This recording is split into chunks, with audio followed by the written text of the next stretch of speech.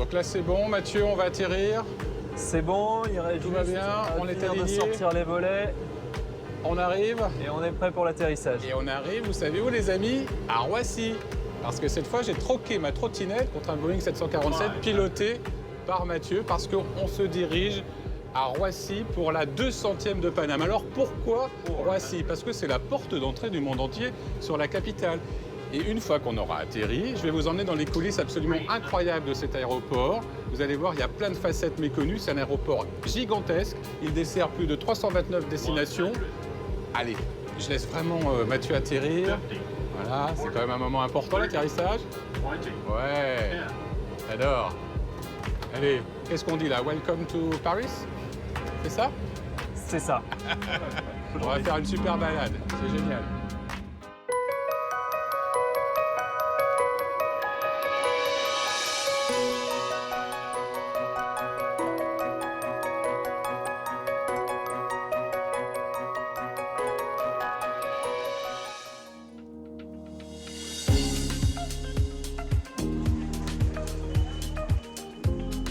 Pour ce 200e épisode de Paname, embarquement pour une découverte inédite de Paris-Charles de Gaulle.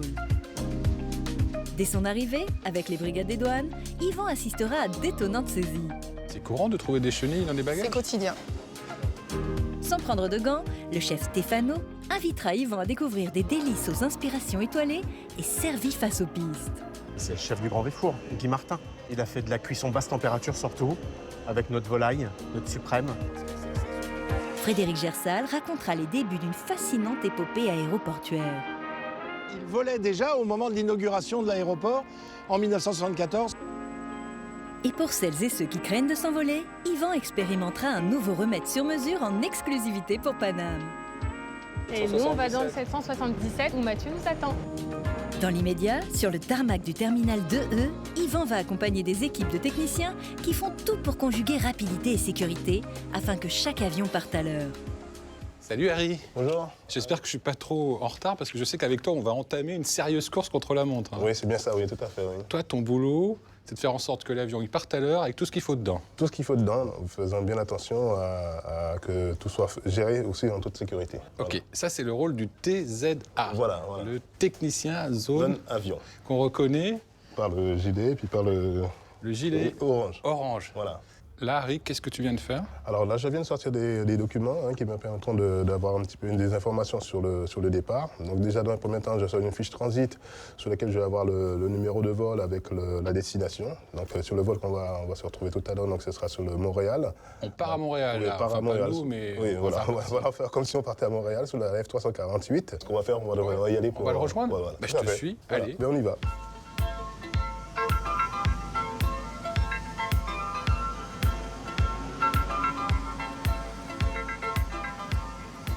Pour le carburant 56 tonnes 5, c'est ce que tu as communiqué? Ok, 55 tonnes, ok, le point plein, ok. Donc là, Harry, tu viens Oui. de briefer ton équipe. Oui, Tu as 4 personnes avec toi oui. pour faire en sorte que l'avion parte avec tout ce qu'il faut dedans. Tout ce qu'il faut dedans, C'est un beau bébé, cet c'est avion-là. un très très bel avion. Ouais, donc C'est le fameux le 777. 777 de chez Boeing, ouais. Il a des particularités pour toi? Alors, non, c'est un avion qui est très facile à charger, donc Ouais. pas très compliqué. Et puis bon, non, c'est un avion assez facile, on va dire.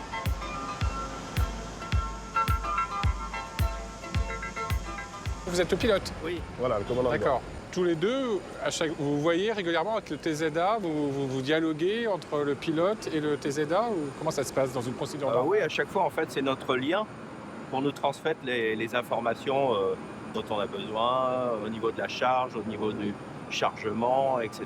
S'il y a quoi que ce soit qui se passe sur la piste. Et à la fin, il vous confie, les clés, quoi. Il vous dit, ça y est, votre avion, il est bon, on a... Une fois que tout est prêt, Ouais. que les soutes sont fermées, etc., ils valident. Et puis là, on est prêt à partir.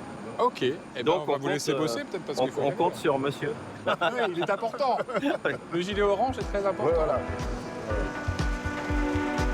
Et là, qu'est-ce qu'il reste à faire une fois que les bagages sont faits? Ben voilà, c'est finalisé, donc chargé dans les conteneurs et puis monter tout ça, quoi. Puis après, ce sera bon. D'accord, et après ça sera bon. Et après, on va pousser l'avion sur la piste. C'est bon? Tu roules? Ouais, c'est bon, tout roule là, on peut y aller. Je peux y aller? Je t'invite à monter.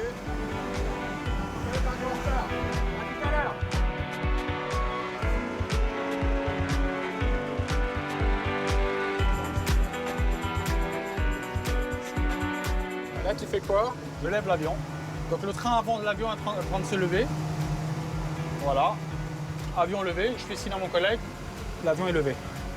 Là, cette opération, ça s'appelle le push. Le push, ouais. On pousse l'avion sur la piste. On pousse l'avion sur la piste et on le met dans des bonnes conditions pour que le pilote puisse partir en autonome sur le taxiway. Ce qui est conseillé sur ce type d'avion, 3-4 km/h. Et dès que je vais arriver au niveau du trait blanc qui est là-bas, je vais commencer à braquer. Parce qu'en fait, tout le poids de l'avion est sur cette partie, sur ce train avant, là. Voilà. C'est là vraiment que le... D'accord.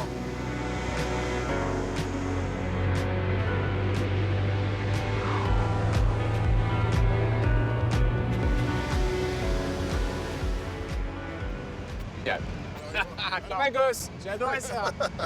Merci beaucoup. C'était un plaisir. Fait découvrir ton métier, cette activité, parce que c'est vrai que quand on est passager d'un avion, on se demande toujours ce que font Toutes ces personnes les qui vont hommes en jaune et en jaune et en gilet orange Oui, oui. tout autour de cet avion. Et là, on a compris à quoi vous servez. Voilà. Et c'est essentiel. Ouais, voilà, ça Vous fait plaisir. alimentez l'avion, vous chargez l'avion, vous déchargez, vous contrôlez surtout. Contrôler surtout, oui. J'ai oui. bien compris qu'à chaque fois, c'était important le visuel. Merci beaucoup, Harry. Moi, je continue ma balade Ok, dans très les bien. coulisses de Roissy. Et il y a des choses à voir. Hein. Salut. Ciao. Allez, bientôt. Au revoir. Prochaine destination, le poste des douanes du terminal de A. Ici, dès 6 heures, les gars Blue sont sur le qui-vive. Sur l'ensemble de l'aéroport, ils sont 1400 agents qui scrutent les entrées illicites de marchandises. Alors nous allons comprendre comment, sous le regard expert de Nathalie, les fraudes sont rares et les saisies quelquefois étonnantes. Bonjour Nathalie. Bonjour Yvan. Je vous promets, je n'ai rien à déclarer. Oui, très bien, tant mieux pour vous. Est-ce que ce petit sac pourrait être suspect pour vous? Oui, ça dépend de la provenance. Vous arrivez d'où, monsieur? Je viens de Paname, moi, tout simplement. J'ai fait un petit vol très très court. Donc, traditionnellement, le douanier est poli. Il vous demande est-ce que vous avez quelque chose à déclarer. Oui. Des marchandises d'une valeur de plus de 430 €, des produits du tabac, de l'alcool, ou si vous avez des devises ou des espèces pour un montant de plus de 10 000 €. Ça, c'est ce qui se passe quand... Habituellement, tous les Habituellement. jours ici, oui. Mais on ne le fait pas à tout le monde, ça. Vous ne demandez pas à tout le monde si on a quelque chose à Là, déclarer. Vous voyez, sur Voilà. un vol, il y a plusieurs passagers. Donc, en fonction des contraintes ou du fameux flair douanier, on vous interpelle pour vous solliciter pour un contrôle. C'est quoi le flair douanier? On observe les gens, leur comportement. Vous regardez quoi en premier? Alors, on a tendance à regarder les étiquettes sur les bagages. Oui. En général, ça nous donne une indication visuelle de leur provenance, puisqu'on a 4 tapis bagages et il y a plusieurs vols qui arrivent en même temps. Moi, j'aimerais qu'on revienne un petit peu sur vos moyens, sur Oui. vos outils. Vous avez Oui. effectivement votre œil, Oui. votre flair. Oui. Et quoi d'autre encore Alors, on comme a outil? un RX, un Oui. appareil, un rayon X qui nous permet de passer beaucoup de bagages. Et en visualisant, par exemple, on reconnaît très facilement les chargements de cigarettes.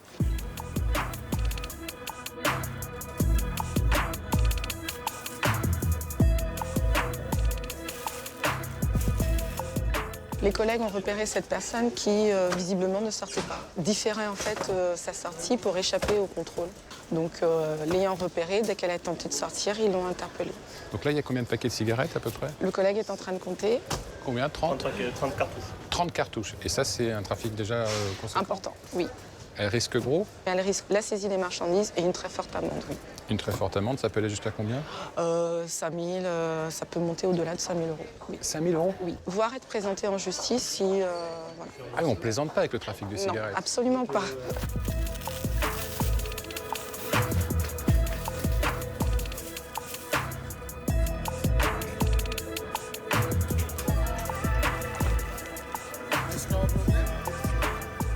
Tiens, justement, il y a un bagage. Contrôle d'un bagage. Faut que tu passes derrière. Là, Nathalie, qu'est-ce qui se passe? Qu'est-ce qu'on a exactement? Alors, on a du manioc. C'est du chez- manioc. Oui. Voilà. D'accord. Il y avait du poisson aussi Des et des chenilles. Voilà.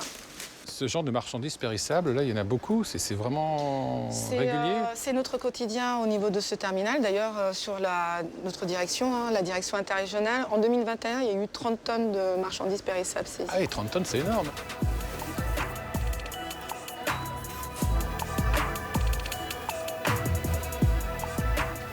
Là, Nathalie, ça te paraît bon? Tout va bien? Oui, Tu ça scannes va. toujours? Oui, je scanne toujours, je regarde si c'est conforme. Bon, je ne sais pas si ce serait un bon douanier, mais je fais comme toi, je regarde, je Oui. scanne. Oui, regarde. Je vais te laisser faire. Je vais continuer ma balade, moi. Merci. On va me conter toute l'histoire de l'aéroport. Merci beaucoup, Nathalie. Et merci à l'ensemble de ton service de nous avoir accueillis et permis de partager ton travail, ton quotidien. Ça n'arrête pas, hein? Non, ça n'arrête pas. Hein, il y a du boulot. Oui, oui, oui. Allez, à très bientôt. Au revoir. Au revoir. Aujourd'hui, Paris-Roissy-Charles de Gaulle, grâce à ses 4 pistes, ses 2 tours de contrôle, est le second aéroport en Europe ayant accueilli plus de 26 millions de passagers en 2021. Ce culte du gigantisme a débuté il y a 50 ans. Et cela vaut bien une escale historique, mais aussi panoramique. Yvan a rendez-vous sur la terrasse du siège d'aéroport de Paris afin de partager le point de vue de Frédéric Gersal. Vous m'attendez en haut de la passerelle. Ils ont des jolies vestes, les nouveaux stewards. Ah ouais. Je suis repérable de loin quand Oui, même. non oui, en haut de la tour de contrôle. Alors, Regardez cette plaine. oui, on a une vue incroyable. là. Incroyable. Bienvenue sur la terre de France. Ben oui, Alors oui, non mais c'est surprenant parce que on se dit qu'on est en France partout dans l'Hexagone. bien sûr. Mais la terre de France, historiquement, c'est ici. Les premiers Capétiens, le territoire des premiers Capétiens, des descendants du Capet, c'est au nord de Paris. C'est ce territoire, Roissy, Tremblay. Pour ça qu'on appelait ça Roissy en France pendant D'accord. très longtemps. Tremblay en France. Et au Tremblay en France encore aujourd'hui. Cet aéroport a été construit quand exactement? Alors, la décision est prise et les travaux commencent en 1964. Mais la vraie question se pose dès les années 50, la fin des années 50. Les dirigeants d'ADP, d'Aéroports de Paris, se disent que le trafic va exploser dans les décennies à venir. Donc on se doute bien que l'aéroport du Bourget et l'aéroport d'Orly ne sont plus suffisants. Il faut une nouvelle plateforme. Et quelle plateforme? On a prévu grand avec 3000 hectares à l'origine. Ah oui. Donc c'est ce qui occupe à peu près le territoire de 7 communes, qui était un territoire cultivé jadis. Et l'inauguration? 1974, 10 ans. Ça a été vite quand même. Ben oui, mais tout ça pour construire ce terminal. On l'appelle le camembert. Alors évidemment c'est rond, voilà, c'est le premier terminal avec une première tour de contrôle qui est sur votre gauche. Et tout ça est en pleine rénovation aujourd'hui. On pense que tout ça sera à nouveau disponible au trafic aérien fin 2022. Et il Oui. y a un avion de fou. Ah, Il est de là. fou. Mais On l'aime celui-là. technologie extraordinaire, mythique cet avion. Oui, qui est lié vraiment à l'histoire de cet aéroport en Oui, même temps. aussi, évidemment. Et il était déjà créé, il volait déjà au moment de l'inauguration de l'aéroport en 1974 par le Premier ministre Pierre Messmer, Premier ministre de Georges Pompidou. On va le voir de plus Ben près. oui, mais Alors oui, on va oui. descendre un petit peu. Il est somptueux, Magnifique. incroyable, bel avion. Imaginez, 62 mètres de long, 25 mètres d'envergure, les ailes. C'est... Il est d'une finesse incroyable. Hein. Ah oui, bah il fend l'air. Et pourquoi on a décidé d'appeler cet avion le Concorde? Les Français veulent l'appeler Super Caravelle, ce qui ne plaît pas du tout aux Anglais, évidemment. Oui, oui. Alors c'est grâce au fils, au jeune fils d'un technicien anglais qui propose le mot Concorde, qui veut dire entente, belle réalisation, Ah d'accord, et qui la s'emploie, Concorde. la Concorde, qui s'emploie aussi bien en français qu'en anglais. Ça se prononce de la même façon, mais ça ne s'écrit pas pareil, parce que Concorde en anglais ne prend pas de E final. Mais Mais pour bon, une fois qu'on est d'accord. oui. Et puis finalement, il va prendre un E. Technologiquement, il est incroyable Ah cet bah c'est avion. incroyable, ça a fait progresser l'aviation à tout point de vue. On rejoignait Paris-New York en combien d'heures? 3h30, C'est dingue. 3h30 Paris-New York. Donc on pouvait faire l'aller-retour dans la journée. Ouais, C'était- mais il le faisait. Oui, ces oui, hommes d'affaires. c'était possible. pour ça. Oui, C'était fait absolument. pour ça. Mais ça reste dans la tête de tout le monde, Ah un ben, avion c'est incroyable. un quoi. mythe. Bon, on va pas prendre le Concorde. Non, Et moi, j'ai pris un petit bagage parce Ah que oui. comme ça, sur un malentendu, on pourrait partir Quelle bonne en idée. vacances tous les deux, quelque part, prendre Ouais. l'avion. On va où? bah, si on allait à Paname. Mais à Paname, on peut y aller en RER. Oh non, c'est pas la même chose. Bah, vous avez qu'à y aller en RER. Moi, je vais continuer ma balade Ah dans bon, Roissy. d'accord. Ça vous Ok. dit? Allez, Bah, à bientôt. Bon vol. Merci. Quand il s'agit d'embarquer ou de flâner entre 2 correspondances, Paris-Roissy-Charles de Gaulle, avec ses 9 terminaux, est aussi la vitrine du chic ou du bon goût parisien. Mais dans les galeries du terminal E, il existe un lieu d'exception où la gastronomie rime aussi avec Paris pour un dernier régal avant de s'envoler. Bonjour Sabrina. Bonjour Yvan, Comment ça va? ça va très bien. Merci de m'accueillir dans ce restaurant I Love Paris. Ah, bah, merci, On a envie de le avec plaisir. crier, de le déclamer. Qu'est-ce que c'est exactement ce resto? Alors, le restaurant I Love Paris, c'est le premier restaurant de type gastronomique ouvert pour accueillir les voyageurs en zone internationale. On voit qu'on est sous douane parce que derrière vous, il y a le tableau. Tout à fait, on Les propose départs. les menus et en même temps, les clients peuvent suivre en temps réel le temps qu'ils ont. Et après, prendre l'avion. Et alors là, on sert vraiment un vrai repas. On sert un vrai repas. Tout est préparé sur place, donc il n'y a pas de surgelé ici. C'est vraiment l'ambiance haut de gamme qui est proposée à la clientèle. Qui cuisine ici? Je vais te le présenter. On y va de ce pas. Alors Yvan, je te présente le chef Stefano D'Agostini. Salut Yvan. Salut Stéphano. Bienvenue. Mais merci. On est au mauvais moment, là, on arrive au rush, nous. C'est toute la journée le mauvais moment alors. Toute la journée, c'est le rush sur l'aéroport. C'est-à-dire de quelle heure à quelle heure? C'est-à-dire, c'est de 11h à 21h. Là, vous servez tout le temps? Toute la journée, carte complète. Une carte vraiment française avec un petit côté international Oui. qui a été élaborée par un grand chef. C'est tout à qui fait. exactement qui a fait la carte C'est le ici? chef du Grand Véfour, Guy Martin. Triplement étoilé. Qu'est-ce qu'il a fait précisément dans cette carte, lui? Alors, il a fait du cendre, rôti, il a fait de la cuisson basse température surtout, avec notre volaille, pour l'adapter au rythme d'un aéroport. Tu veux que je t'invite en cuisine pour voir Mais ça? oui, avec grand plaisir. On y va. Tu vas me parler de ta cuisine et celle de Monsieur Martin. Surtout.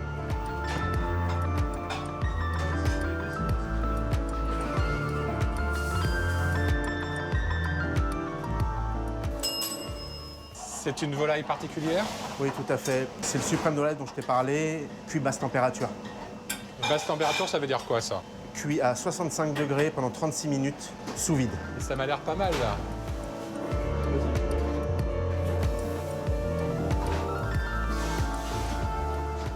Prêt à servir. Tout à fait. Ça, c'est l'une des propositions de la carte ici, qui est donc élaborée Par le Avec- chef Guy Martin. avec... Comment ça se passe? Vous le voyez régulièrement? Il vient de voir? Comment ça se Oui, passe? tout à fait. À chaque fois qu'il lance une carte, il vient nous voir. On met en place ensemble toutes les recettes et je les adapte ici avec lui. On cuisine pas ici, comme on cuisine au Grand Véfour, j'imagine. Non. Quelles sont les contraintes de cuisiner dans une cuisine qui est sous douane comme ça? Il n'y a pas un légume qui peut rentrer sous douane sans être passé au pif marchandise. Au pif, ça veut dire quoi, le Ouais, pif? au pif, c'est La police des frontières. la c'est ça police des frontières. Notre poulet, il a été contrôlé, là. Tout à fait. Il a ses papiers, Tout à fait. on est Tous sûr. nos fournisseurs ont leurs papiers. en tout Il a cas. sa carte d'embarquement, lui aussi. Exactement. Quand les gens goûtent tes plats, tu veux leur transmettre quoi? Il faut qu'ils mangent bien chaud, bien assaisonné, des cuissons, comme tu peux voir, voilà, toutes nos volailles, on les réarrose au beurre, c'est très important, quoi. Et elles repartent avec un goût de la France.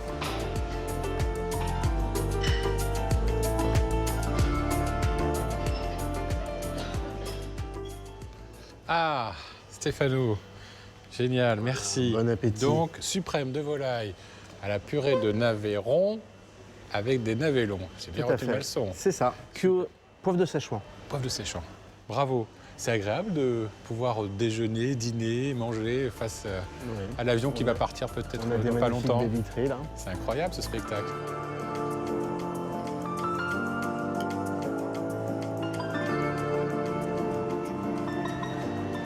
C'est absolument délicieux, c'est parfait, c'est léger.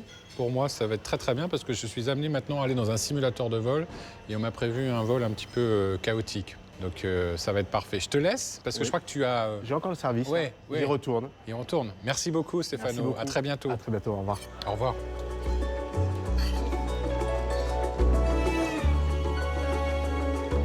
Dans ce centre de formation des pilotes d'Air France, Yvan s'apprête à vivre une expérience aérienne très particulière. Alors, est-ce que je suis sur le planning des simulateurs? Paname, Paname, Paname, à loin. Ah, je suis là. Boeing 777. Waouh. Ces étonnantes capsules sur vérin hydraulique sont des simulateurs de vol quelquefois très remuants. Mais avant d'embarquer, il est reçu par Priscilla, experte dans l'art de redonner confiance à des personnes qui ont la phobie de l'avion. Bonjour Priscilla. Bonjour Yvan, bienvenue. Oui, je suis le nouveau stagiaire. Enchantée. J'ai peur de l'atterrissage, moi. L'atterrissage principalement? Oui. Eh ben, tu es au bon endroit. C'est vrai? Oui. Alors, c'est le stage apprivoiser l'avion, Oui. donc, qui a été créé en 1993. Et donc, c'est un stage avec des intervenants qui sont navigants. Donc vous avez réellement un pilote, un sophrologue qui est aussi hôtesse de l'air ou steward, et donc moi-même hôtesse de l'air. Alors parlons quand même des grandes peurs des stagiaires. Ce sont lesquelles? Ils ont peur de quoi quand ils viennent chez toi? Vous avez la peur de l'accident, Oui. la peur de mourir, Oui. du crash. Vous avez aussi la peur de l'enfermement. C'est pour ça qu'ils ont un questionnaire à remplir en amont. Que craignez-vous le plus dans un avion? Décollage, les bruits, l'atterrissage, le crash, il y a des choses diverses. Par exemple, si on a des stagiaires qui ont très peur de turbulences, on va axer notre explication surtout pour le pilote Sur les turbulences. sur les turbulences. C'est vraiment à la carte. Ça dure une journée. Ça dure une journée, oui. Est-ce que ça marche? Tu vas me dire oui. Oui, ça À fonctionne. 100%? 100% non, ce serait mentir, mais on a des très bons résultats. Ouais. Alors moi, Priscilla, j'ai coché la case atterrissage. C'est ce qui m'angoisse un peu. Oui, On va dans le simulateur régler ce problème? c'est parti. Allez, je te On va suis. rejoindre Mathieu. Quand tu veux.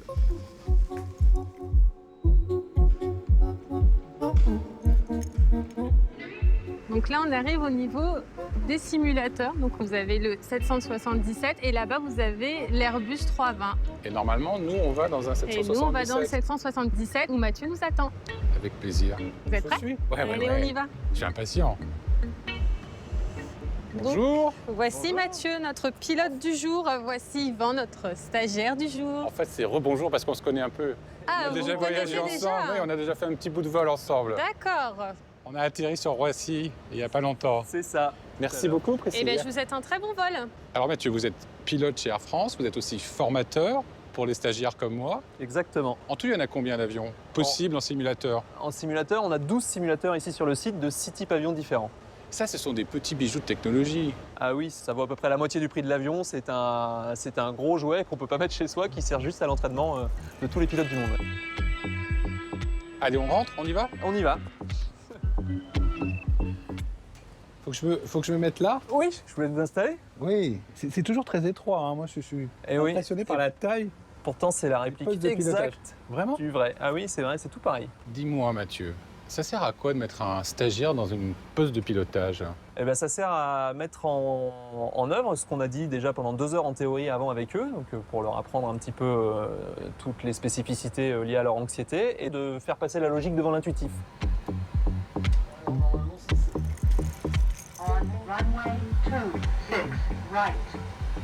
Qu'est-ce qui va se passer? Alors là, on s'est téléporté à Nice. Et ce qui va se passer, c'est qu'on va avoir un problème juste après l'envol, une panne moteur qu'on devra gérer. Allez, on est parti. On est parti? On continue? Ça, c'est le moteur? Attention. Oui. Pompage sur le réacteur droit. Donc là, on n'a plus de moteur à droite. Alors le moteur, pour le moment, il est en défaillance, donc on va devoir effectuer la procédure pour le couper.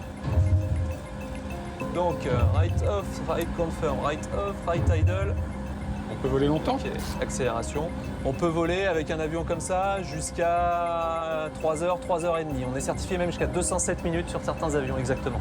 Donc là, il faut réatterrir, c'est ça? Oui, on va revenir se poser, bien entendu. Là, on a un aéroport à côté, donc on va forcément revenir se poser à Nice.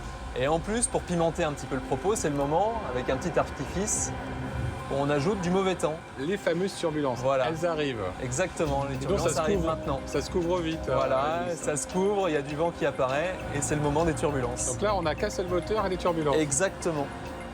Les turbulences, c'est tout le temps pratiquement. Très peu de vols sans turbulence. Ah oui, c'est très rare. Les turbulences, on a tout le temps comme un bateau sur l'eau peut rencontrer de la houle, des vagues. Voilà, c'est l'élément fluide. Donc si l'avion tremble, faut pas s'inquiéter. Absolument pas. Comme tu peux le voir par toi-même. On n'est pas très alignés là. Il y a une rafale de vent qui nous a poussé, donc je vais récupérer l'axe de piste.